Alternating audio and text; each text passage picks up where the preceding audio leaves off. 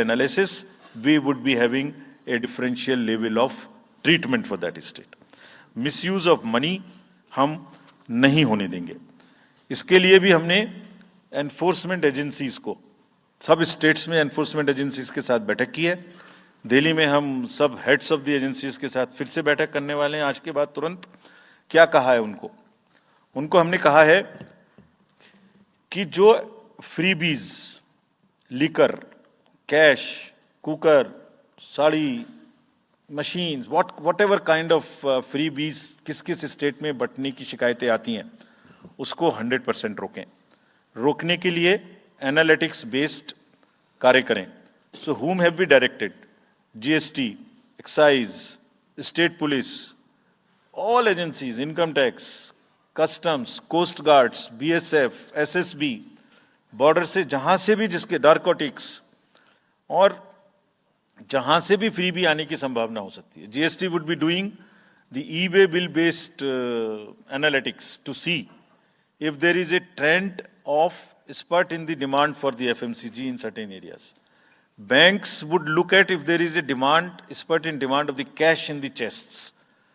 So, National NPCIL will look at if there is a spurt in demand for the payments from the wallets.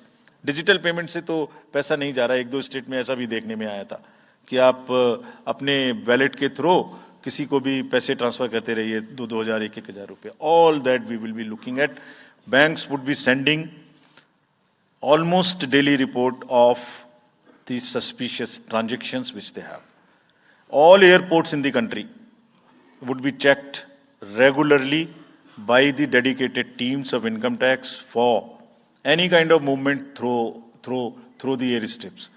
और जहां जिन राज्यों में airstrips commercial के अतिरिक्त हैं, जहां helicopters land कर सकते हैं, we have asked and we have got actually the Bureau of Civil Aviation of Security to issue detailed instructions कि जिस किसी क्षेत्र में हेलीकॉप्टर या चार्टर्ड फ्लाइट उतरेगी वहां जो भी सामान उसके अंदर में उसकी as per the directions, as per the instructions and guidelines of the BCS, almost equal to the commercial airports checking होगी.